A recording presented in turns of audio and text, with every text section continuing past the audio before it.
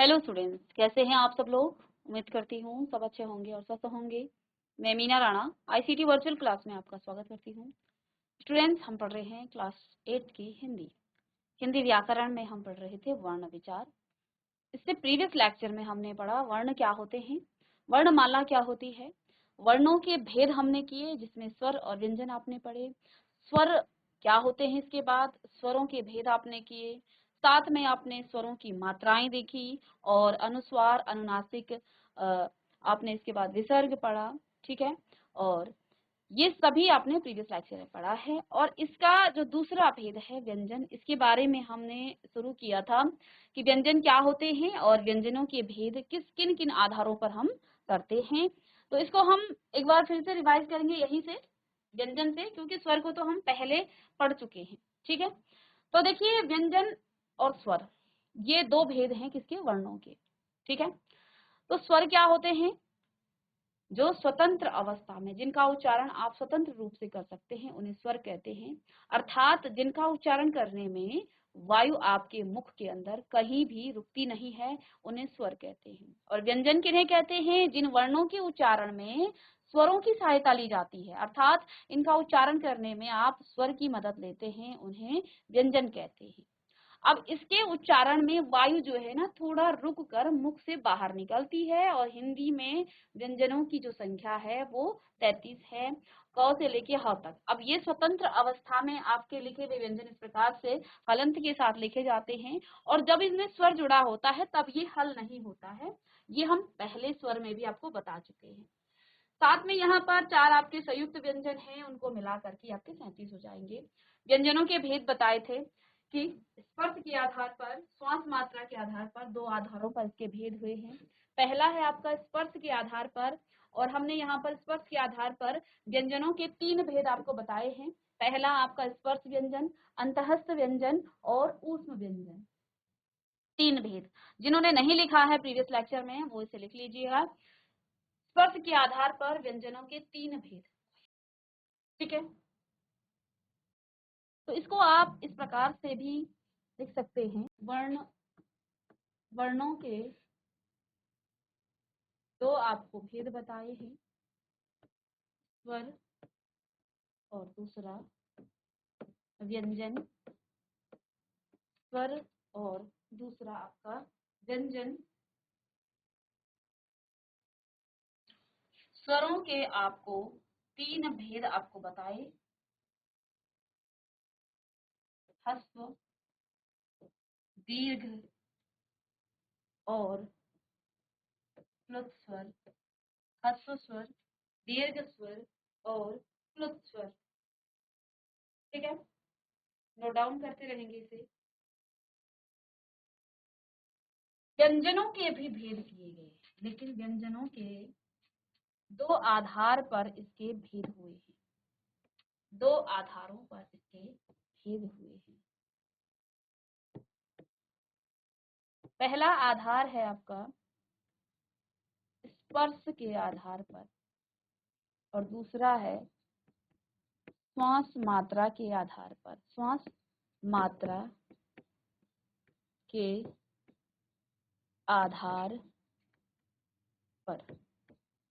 तो देखिए इसे लिखिएगा आप, स्पर्श के आधार पर पूरा लिखेंगे, आधार पर, और ये आपका श्वास मात्रा के आधार पर।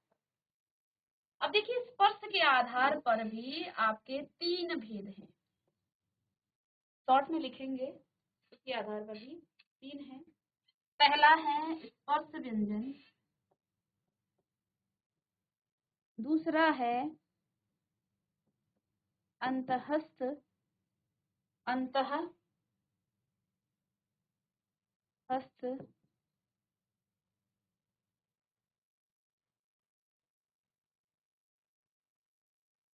और तीसरा है ऊष्म। इस प्रकार से आप फ्लो चार्ट जब बनाएंगे तो व्यंजन लिखना है सबके नीचे। ठीक है, सबके नीचे आपको व्यंजन लिखना है। और श्वास मात्रा के आधार पर भी आपके 2 भेद हैं। पहला है अल्प प्राण, अल्प प्राण, और दूसरा है महाप्राण। अल्प प्राण और दूसरा है महाप्राण। ठीक है, इसको थोड़ा सा और ठीक करें हम स्पर्श व्यंजन को, तो इस प्रकार से लिख सकते हैं आप। स्पर्श स्पर्श व्यंजन अंतःस्थ व्यंजन, और तीसरा है आपका ऊष्म व्यंजन। ठीक है, सब में आपने व्यंजन लिखना है, सब में आप व्यंजन लिखेंगे यहाँ पर भी।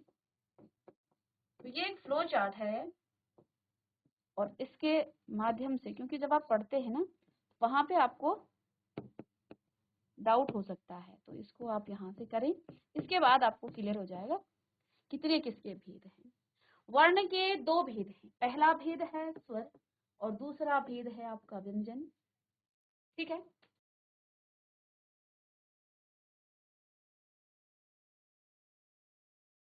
इसके बाद देखिए आपका ह्रस्व दीर्घ स्वर के तीन भेद हैं।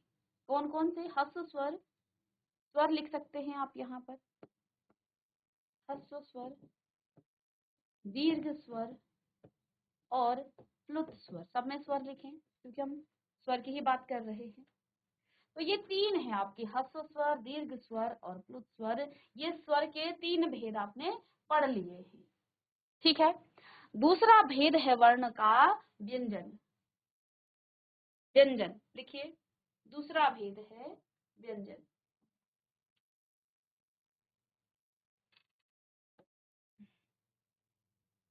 चलिए, दूसरा भेद है व्यंजन। ठीक है, व्यंजन के भी दो हैं, दो आधार पर इसके भेद हुए हैं। स्पर्श के आधार पर, स्पर्श के आधार पर और श्वास मात्रा के आधार पर। दो भेद हैं, स्पर्श के आधार पर और श्वास मात्रा के आधार पर। ठीक है, तो स्पर्श के आधार पर भी फिर से व्यंजनों के तीन भेद हैं। पहले स्पर्श व्यंजन, अंतःस्थ व्यंजन और ऊष्म व्यंजन। ऊष्म व्यंजन, बड़ी ऊ लिखें, ऊष्म व्यंजन। ठीक है, और दूसरा आपका श्वास मात्रा के आधार पर दो हैं, अल्प प्राण और महाप्राण व्यंजन। आपने ये पढ़ लिया है, आपने पढ़ लिया ह्रस्व स्वर क्या होते हैं, दीर्घ स्वर क्या होते हैं, प्लुत स्वर। स्वरों के भेद किए हैं हमने उच्चारण में लगने वाले समय के आधार पर, अर्थात किसी भी स्वर का उच्चारण आप कर रहे हैं उसमें कितना समय लग रहा है। ठीक है, तो उच्चारण में लगने वाले समय के आधार पर स्वर के तीन भेद हैं। ह्रस्व स्वर जिसमें बहुत कम समय लगता है, जैसे आपका ए ओ, ये आपके क्या हैं, ह्रस्व स्वर हैं, ये चार होते हैं।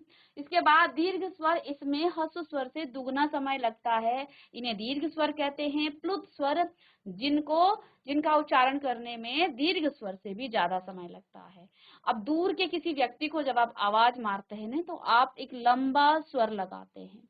आपके पास कोई व्यक्ति बैठा है, आप उसके लिए छोटी सी आवाज देंगे, लेकिन बहुत दूर है, आप घर जाके देखना कोई दूसरे रूम में होगा, दूसरे रूम वाले के लिए आप जोर से आवाज देंगे। जोर से मीन्स आप उसको और ज्यादा खींचेंगे, तो इसके लिए प्लुत स्वर। हालांकि इसमें हिंदी में इसका प्रयोग नहीं है, संस्कृत में प्रयोग किया जाता है, लेकिन ये जानना आवश्यक है। साथ में हम व्यंजन पढ़ रहे हैं। मैंने कहा व्यंजनों के दो आधार पर इसके भेद किए गए हैं।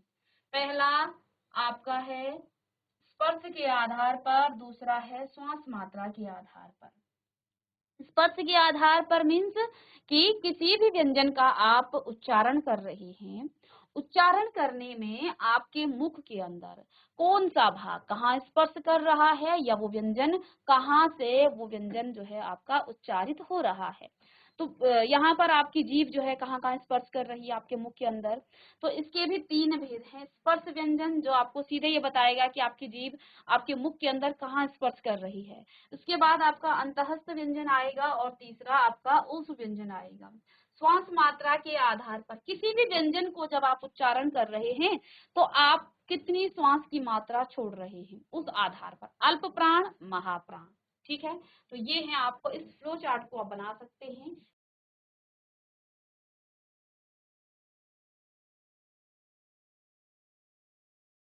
तो अब आपने स्वर पढ़ लिया है। व्यंजन में आपने कहा स्पर्श के आधार पर, स्पर्श व्यंजन की हम बात कर रहे थे। तो चलिए स्पर्श व्यंजन आप लिखिएगा।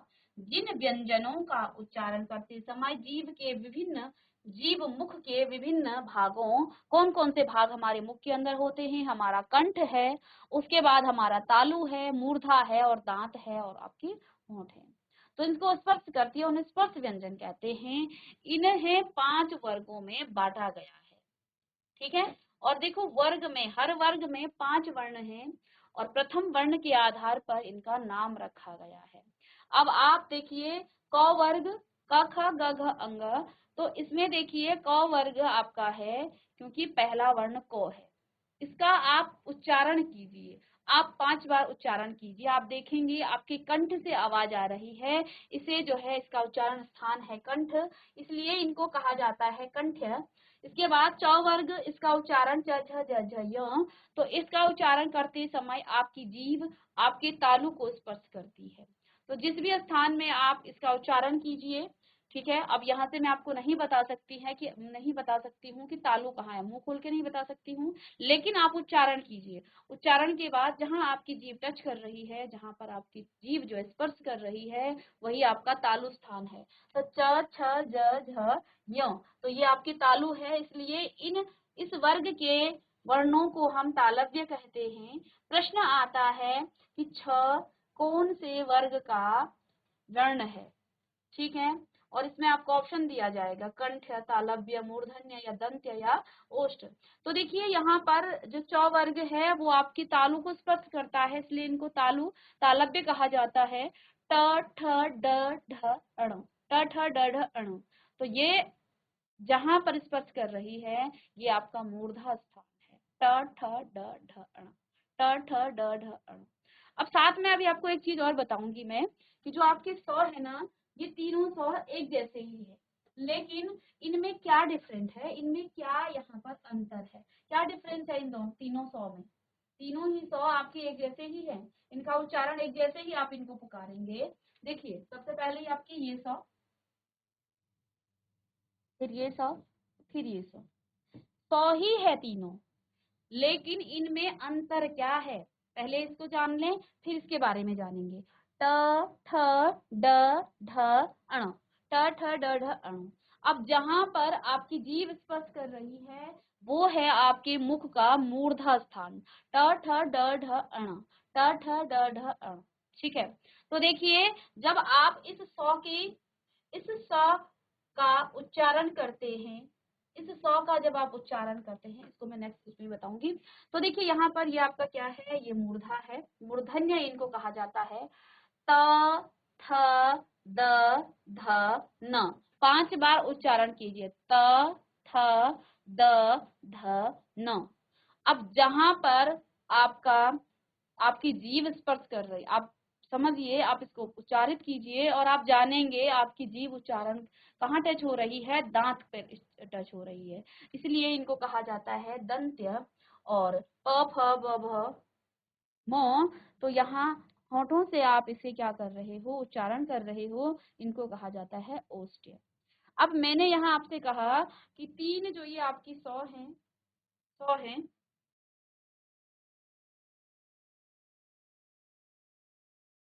चलिए इनमें क्या अंतर है? देखिए ये जो 3 सौ हैं, ये जो पहला सौ है इसको कहा जाता है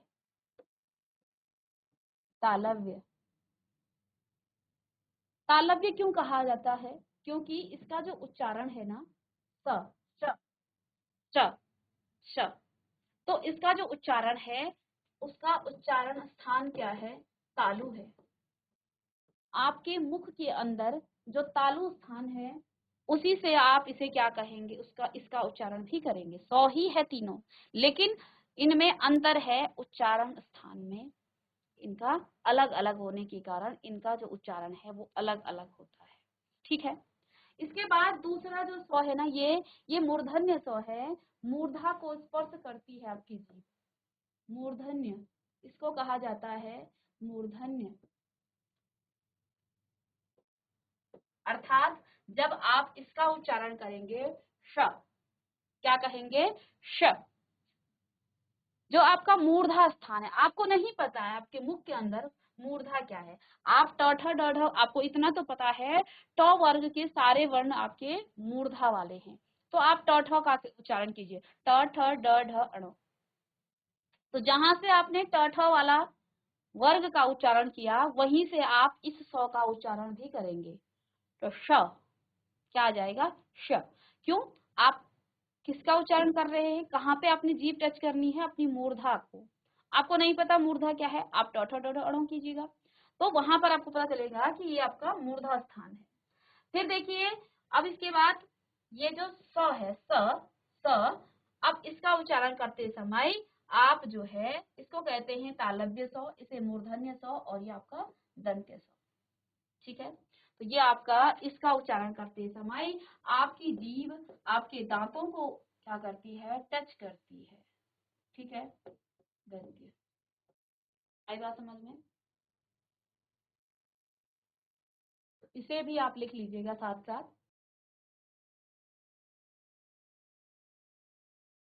साथ में आप लिखिएगा कि प्रत्येक वर्ग के अंतिम वर्ण को पंचम वर्ण कहते हैं, और प्रत्येक वर्ग का जो नाम है वो अपने ही वर्ग के प्रथम स्थान या प्रथम वर्ण के आधार पर रखा गया है।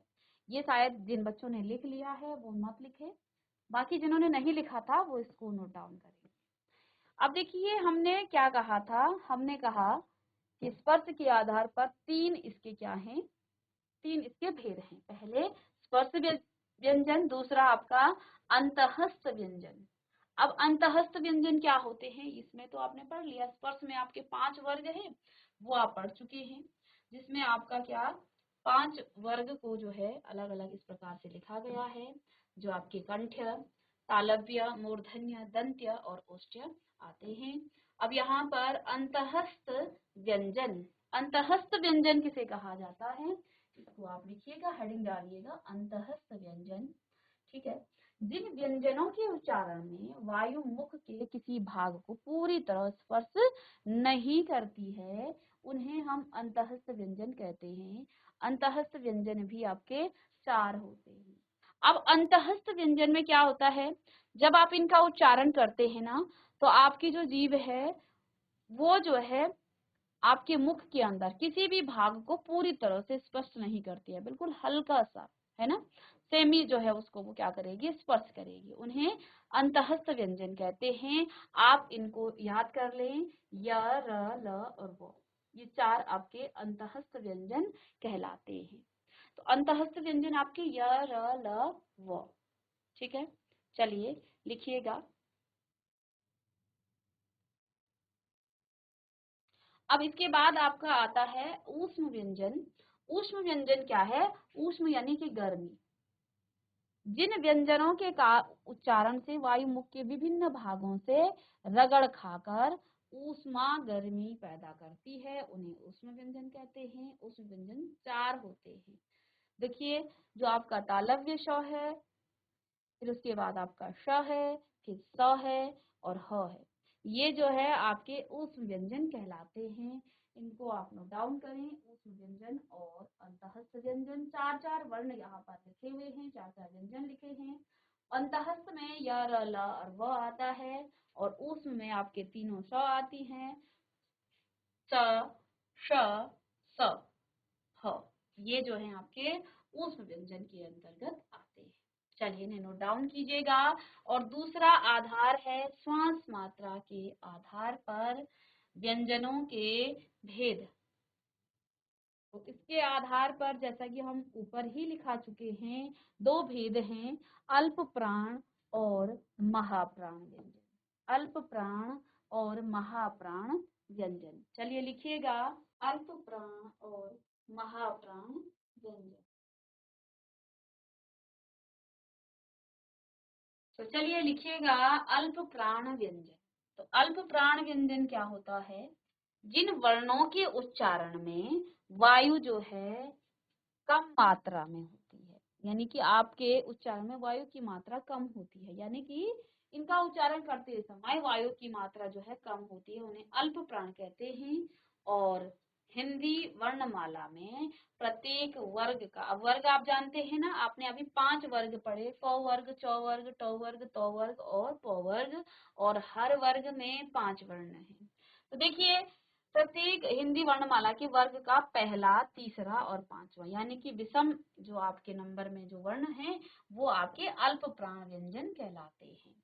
तो पहला, तीसरा और पांचवा यानी विषम नंबर में जो भी आपका वर्ण आता है वो आपका अल्प प्राण कहलाता है। लिख लीजिएगा अल्प प्राण व्यंजन। अब जैसे मैं यहाँ पर पहला वर्ग लिखूं, क, ख, ग, घ, अंग। तो ये पहला है, ये दूसरा, तीसरा, चौथा और पांचवा। पहला हो गया, तीसरा हो गया और पांचवा हो गया। ये आपके क्या हैं? ये आपके अल्प प्राण हैं। इसी प्रकार से चौवर्ग में भी आएगा, यानी कि अल्प प्राण आपका एक तो क हो गया, दूसरा आपका ग हो गया और तीसरा आपका अंग हो गया।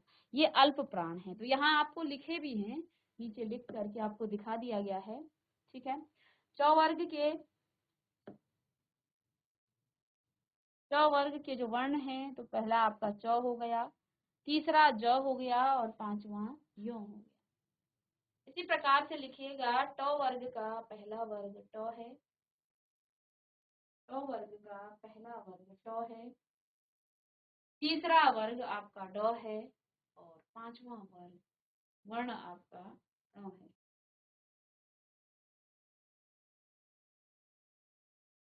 ठीक है, ऐसे ही त वर्ग का पहला वर्ण आपका त, तीसरा आपका द और पांचवा आपका न है।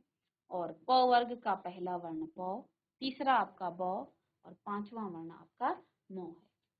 ठीक है, इसके अतिरिक्त यहाँ पर देखिए अणो, य, र, ल, व वर्ण भी जो है आपके अल्प प्राण व्यंजन में आते हैं, तो आपने इनको भी याद रखना है। ठीक है, अणो, य, र, ल और व। ठीक है, और दूसरा देखिए महाप्राण व्यंजन। महाप्राण जिन वर्णों के उच्चारण में वायु की जो मात्रा है अधिक होती है और वो महाप्राण व्यंजन कहलाते हैं। हिंदी वर्णमाला के प्रत्येक वर्ग का दूसरा और चौथा वर्ण जो है महाप्राण आपका कहलाता है। ठीक है, जैसे क वर्ग का दूसरा ख हो गया, च वर्ग का आपका दूसरा छ हो गया और ट वर्ग का दूसरा ठ हो गया। इनको लिख लें। चौथा वर्ण आपका घ और ऐसे ही चौथा वर्ण इसका हो जाएगा झ और इसका ठ। ठीक है, त वर्ग का दूसरा आपका थ और चौथा ध, प वर्ग का दूसरा फ और चौथा भ। ठीक है, तो लिख लीजिएगा। साथ में अन्य कुछ यहाँ पर महाप्राण व्यंजन हैं, इनको भी आप लिख लेंगे। ठीक है, तो इस प्रकार से अल्प प्राण व्यंजन जिनमें जिनका उच्चारण करने में वायु की मात्रा कम होती है और महाप्राण जिनका उच्चारण करने में वायु की मात्रा अधिक होती है। और अल्प प्राण क्या होते हैं? जैसे कि किसी भी वर्ग का पहला, तीसरा और पांचवा। साथ में कुछ वर्ण यहाँ लिखे हैं, इनको भी आपने याद रखना है। महाप्राण दूसरा और चौथा जो सम नंबर के हैं, जो आपके, उनको आप क्या करेंगे, उनको याद कर लेंगे। याद करने की आवश्यकता नहीं है, बस इतना याद रखना है कि अल्प प्राण में आपके विषम नंबर वाले जो वर्ण हैं वो आते हैं और महाप्राण में जो सम नंबर आपका दूसरा और चौथा है तो वो आपके वर्ण आते हैं। ठीक है, साथ में कुछ अन्य अतिरिक्त वर्ण भी यहाँ पर आपने लिखने हैं। अब इसके बाद नेक्स्ट क्लास में हम पढ़ेंगे इसी में आगे। अब हम व्यंजन और स्वरों को पढ़ चुके हैं। इसके बाद आपके संयुक्त व्यंजन क्या होते हैं इनको पढ़ेंगे। द्वित्व व्यंजन क्या होते हैं आगे हम इसको नेक्स्ट क्लास में डिस्कस करेंगे। तो यहाँ पर आपने वर्णों के दो भेद और स्वर और व्यंजनों के बारे में डिटेल में पढ़ा। जो भी समझ में नहीं आया है उसको आप नेक्स्ट क्लास में पूछ सकते हैं। तो मिलते हैं नेक्स्ट लेक्चर में, तब तक के लिए thank you and have a nice day.